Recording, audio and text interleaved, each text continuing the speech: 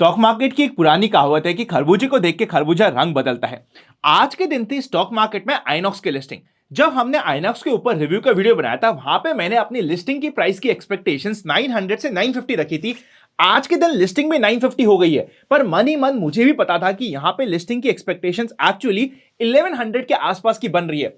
मैं यूजुअली आपके सामने हमेशा एक कंजर्वेटिव फिगर बताने की कोशिश करता हूं ताकि आपका माइंडसेट अकॉर्डिंगली प्रिपेयर हो सके, पर मन ही मन मुझे भी पता था और आपको भी एक्सपेक्टेशंस हो गई थी, बिकॉज जिस तरीके का सब्सक्रिप्शन आया था आइनॉक्स के आईपीओ में, ये एक्सपेक्टेशंस हो गई थी कि 1100 के आसपास की लिस्टिंग हो जाएगी। पर बिकॉज कल के दिन क्योंकि स्पेशली मिड कैप और स्मॉल कैप में अच्छा खासा करेक्शन देखने को मिला था, यहां पे हमें कंपेयर टू एक्सपेक्टेशंस थोड़ी सी पुअर लिस्टिंग देखने को मिली आइनॉक्स में। आइनॉक्स में हो गई पुअर लिस्टिंग कंपैरेटिवली। देखो वैसे तो अच्छी हुई है, पर जो हमारी एक्सपेक्टेशंस थी उससे कंपेयर करूं तो थोड़ी सी नीचे लिस्टिंग हुई। पर जैसे ही इसकी लिस्टिंग हुई है, वैसे ही बाकी जितने भी आईपीओ जो आज क्लोज हो रहे थे, कल क्लोज हो रहे या फिर ट्यूसडे को क्लोज होने वाले हैं, उन सभी का grey market premium drastically reduce हो गया।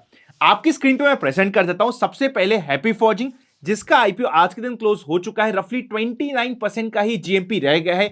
बीच में एक समय पे 50% के ऊपर की लिस्टिंग की एक्सपेक्टेशंस बनी हुई थी। आरबीजेड ज्वेलर्स, इसका बीच में 5-7-10% की लिस्टिंग की एक्सपेक्टेशंस बन रही थी, पर आज के दिन वापस से ये 0% पे जा चुका है।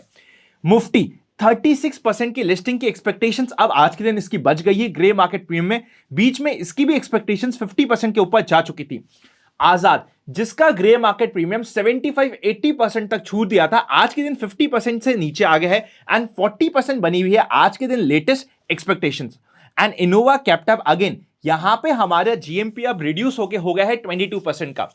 आपको इन सभी आईपीओ में ड्रास्टिकली रिड्यूस देखने को मिला है, पर अभी भी जितने भी अच्छे आईपीओ जिसका डिटेल वीडियो हम ऑलरेडी इस चैनल पे बना चुके हैं, अगर कोई आईपीओ अच्छा है, वहां पे अभी भी आपके लिए अपॉर्चुनिटी है।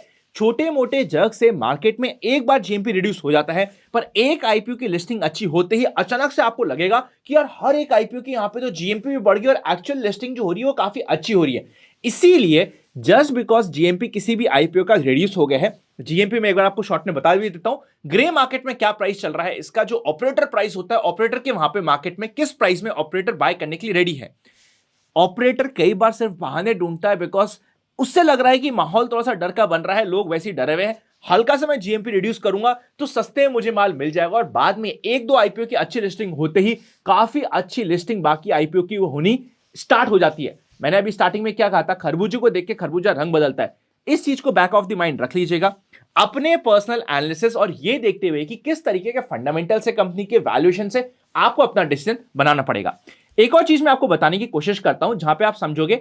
आजाद का मैं एग्जांपल ले रहा हूं, जिसकी क्लोजिंग होने वाली है कल के दिन। आज के दिन ये आईपीओ ओपन है। यहां पे अगर आप एचएनआई बिग की कैटेगरी की बात करोगे तो 15 गुना सब्सक्रिप्शन हो चुका है। इसका मतलब ये नहीं कि 15 में से एक आदमी को मिलेगा। यहां पे सिंपल सा मतलब ये हो रहा है कि हर 3 आदमी ने जिसने आज के दिन इसमें अप्लाई किया है, आज की एक्सपेक्टेशन ये हो रखी है कि 3 में से एक आदमी को मिल जाएगा।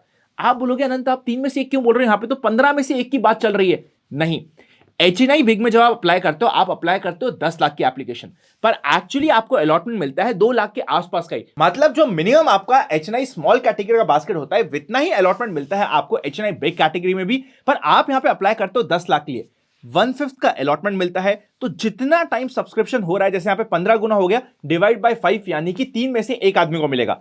अगर सपोज करते हैं कल के दिन ये सब्सक्रिप्शन हो जाता है 30 गुना, 30 गुना का मतलब क्या हुआ, डिवाइड बाय 5, हर 6 एप्लीकेशन में से एक एप्लीकेशन को अलॉटमेंट मिल जाएगा। ये प्रोबेबिलिटी हो चुकी है।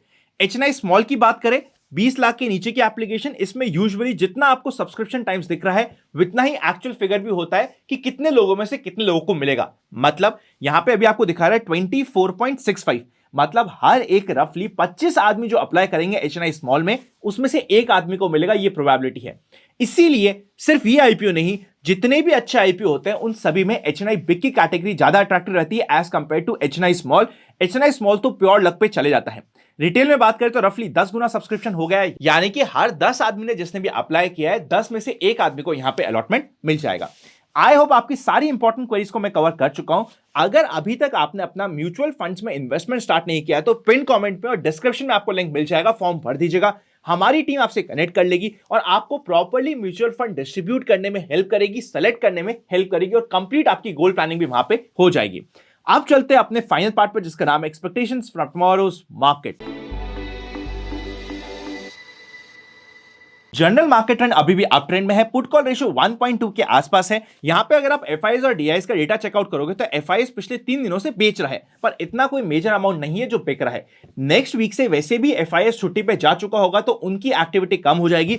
आपको अपने आप दिखेगा कि जो फ्रंटलाइन इंडेक्स होते हैं, निफ्टी, बैंक निफ्टी, फिन निफ्टी, वहां पे वॉल्यूम्स कंपैरेटिवली रिड्यूस हो गए हैं और छोटी मोटी रेंज में मार्केट काम करने की कोशिश कर रहा है। इसका मतलब आपको यह ध्यान रखना है कि स्मॉल कैप के स्टॉक्स में जो लोकल ऑपरेटर होते हैं वो एक्टिव हो जाते हैं और स्मॉल कैप और माइक्रो कैप स्टॉक्स में आपको अचानक से मूव मिल सकता है। इसे हम एनएवी पॉपअप का सिस्टम भी बोलते हैं, जो यूजुअली दिसंबर एंड की बैलेंस शीट को अच्छी करने के लिए local operator and local players use करते हैं। वहां पे आपके लिए स्मॉल कैप और mid cap stock specific opportunities आ जाती है। पर ओवरऑल इंडेक्स वाइज ये मत समझिएगा कि एफआईएस को फर्क पड़ता है कि भाई इंडिया के मार्केट में क्या हो रहा है। उनके लिए it is one of the investment and it is not the only investment. मतलब उनका बहुत बड़ा सा पोर्टफोलियो है, उसमें से एक छोटा सा एलोकेशन इंडिया में आ रहा है। अब इंडिया के एलोकेशन के लिए इंडिया में अगर थोड़ा बहुत ऊपर नीचे होता है, वो ये नहीं सोचेंगे कि भाई मैं अपनी वेकेशन को कैंसिल करूं और यहां पे आके इंडिया का पोर्टफोलियो समझाऊं। सब लोग अपनी वेकेशन को सीरियसली लेते हैं और आप नहीं लेते तो आपको भी लेना चाहिए। इसीलिए यहां पे आपको थोड़ा सा वॉल्यूम्स कम होते हुए मिल जाएंगे, ध्यान रखिएगा। अगर आप मूव को चेकआउट करोगे तो मार्केट ने परफेक्टली 10 डे मूविंग एवरेज पे सपोर्ट लिया, उसको तोड़ा। 20 डे के पास जाने से पहले ही उसने बाउंस बैक दे दिया।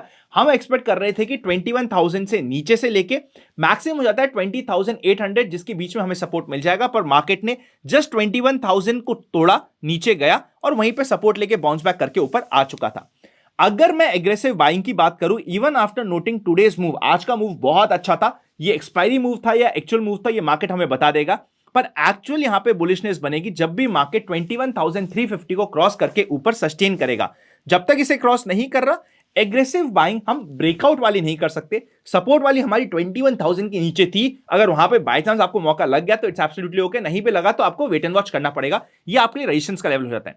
अगर कल मार्केट फ्लैट, हल्का सा गैप डाउन या हल्का सा गैप ओपन होके इस लेवल के आसपास रेजिस्टेंस फेस करता है और यहां से टूटता है, तो नीचे की साइड का आपको मूव वापस से मिल सकता है। उसको आप ध्यान रख लीजिएगा।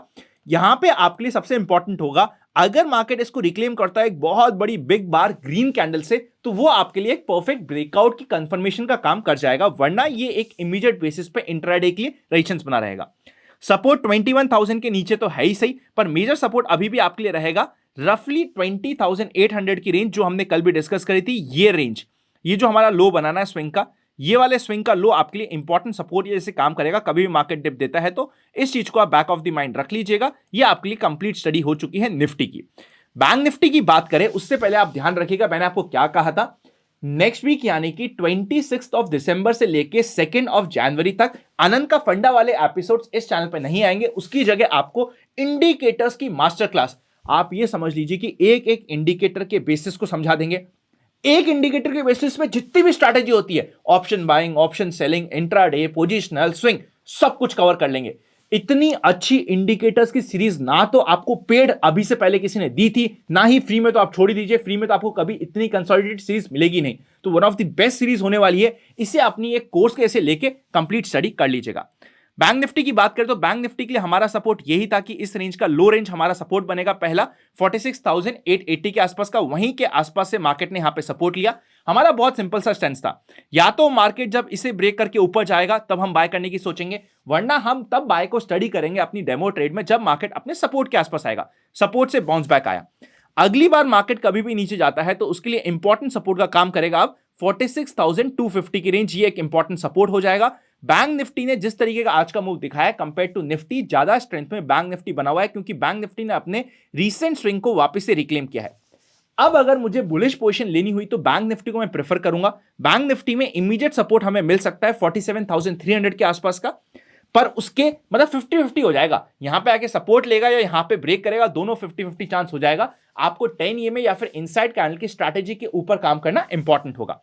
ओवरऑल बात करा जाए तो मार्केट में अगर मैं पोजिशनल या स्विंग बेसिस पे बात करूं तो यहां पे माइंडसेट पॉजिटिव है, पर इंट्राडे में बात करूं या फिर कभी भी मार्केट रेजिस्टेंस फेस, यहां पे बैंक निफ्टी में रेजिस्टेंस का आएगा 48,160 के आसपास का, या फिर मार्केट ये वाला इंपॉर्टेंट लेवल 47,700 को तोड़ के नीचे जाए तो ये दोनों ही केसेस में हमें छोटे मोटे नीचे की साइड के स्विंग्स मिल सकते हैं इंट्राडे या 1-2-3 दिन के टाइप के। मैं यूजुअली इंट्राडे से ज्यादा शॉर्ट कैरी नहीं करूंगा, कभी किया भी तो, कभी भी ओवरनाइट कैरी करने की रिस्क मैं शॉर्ट साइड में तो एटलीस्ट नहीं करूंगा, because general market trend positive है।